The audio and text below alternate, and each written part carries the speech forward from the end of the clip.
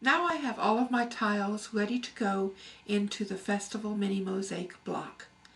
And I have them laid out in the order that they're going to go onto the interfacing, but this time they're just onto a piece of flannel, and that helps hold them in place while I work.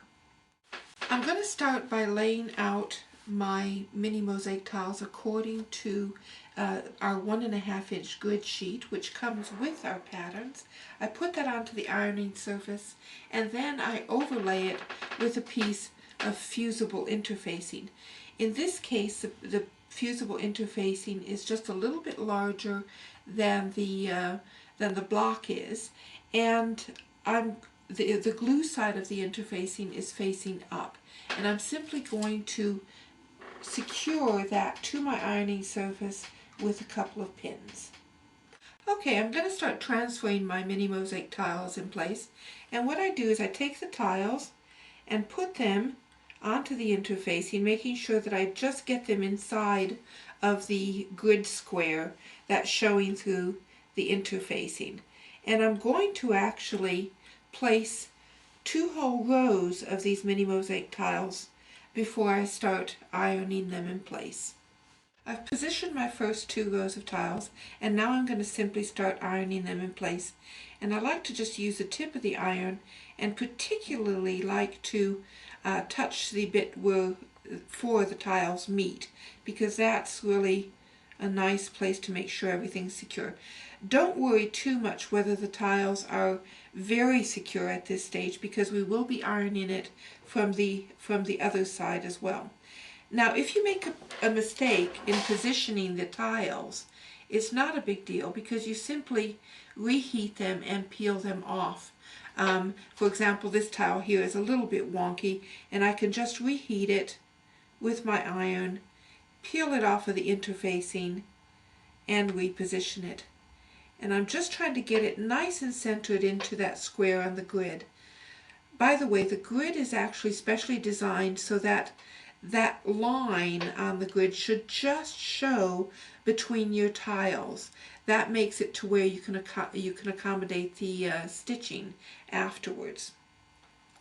And after I finish ironing those first 2 rows in position, I simply lay out another row and iron it in place, and so on, until I have the entire block laid out. Now that I've adhered all of the tiles in position, I simply use my scissors to cut away the excess interfacing around the block. I finished trimming the block now, and in order to stabilize all of the tiles in place, I'm just going to flip that over, and I'm going to position the press cloth on top of my block and press from the reverse side to make sure that everything is firmly in place before I stitch. Do spend a bit of time at doing this. I'm ready to stitch the block now, and I'm going to stitch all of the seams going in one direction first. I'm going to do that alternating seam directions, so I start off by stitching on my thread saver,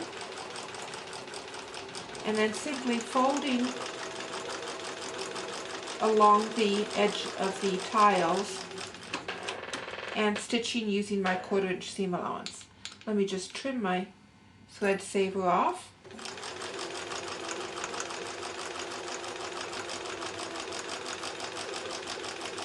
And I'm just going to stitch to the end of that seam and go straight off onto my thread saver again. Now, the next seam, I'm going to just skip a seam and go on to the next one over, but one, and again stitch from my thread saver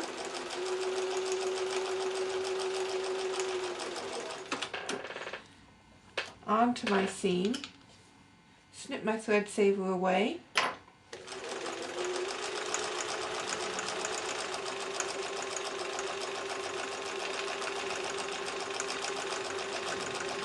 and carry on stitching until the end, at which point I stitch onto my thread saver again. Again, skip a seam and do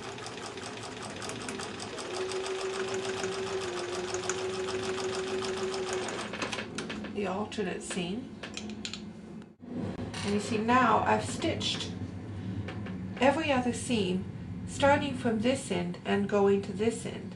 And now all I need to do to stitch the remaining seams is flip the project over to the other end and stitch the remaining seams.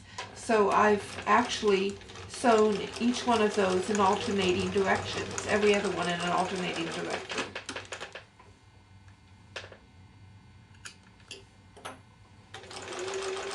That helps keep the project straight.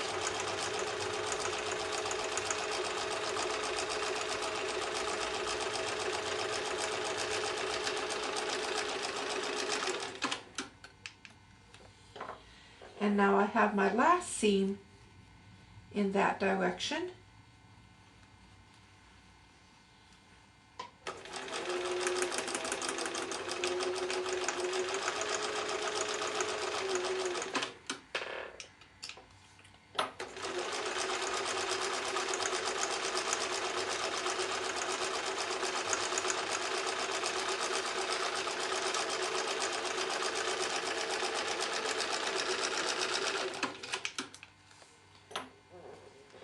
And I now have all of the seams in one direction sewn. Now I just have to take my scissors and insert the point of the scissors into the interface, and simply cut through the interfacing.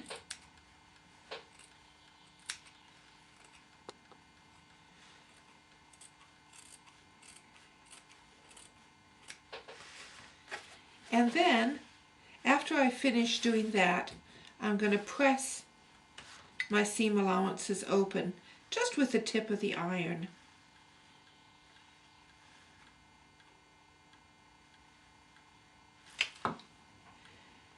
So that my project will look like that from the back. And once those are ironed open, I'm ready to stitch the seam allowances in the other direction to complete the block. Here we are stitching the second set of seams, and again all I do is fold it over and stitch from the thread saver onto the block.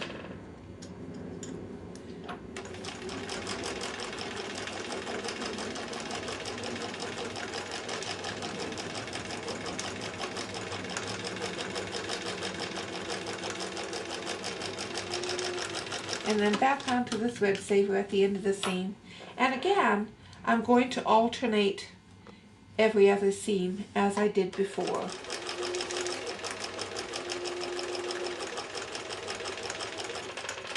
Now I've finished my second set of seams. The project is a bit curled up like that, but never mind, it'll soon sort itself out. And again, I'm going to take my scissors and slit through the interfacing. Press the seam allowances open just as I did before, and when you turn it over you'll see that you have a beautiful little 6-inch mini mosaic block ready to go into a project. This is what it would look like with one border put on, and you can see that the back has been pressed open. And you can carry on adding borders to bring it up to size. This would be the size, for example, if I was going to be making a cushion cover. And once it's at this stage, you need to start thinking about wadding and backing. Now, I don't like to use thick wadding for these projects because the pieces are fairly small. And so instead, what I like to use is a piece of flannel instead of wadding. And I layer that up with another piece of fabric for the backing, and quilt it. And I usually quilt it using silk threads and free motion machine quilting to finish the project. And here you can see the cushion cover that I've made out of the Festival Mini Mosaic block.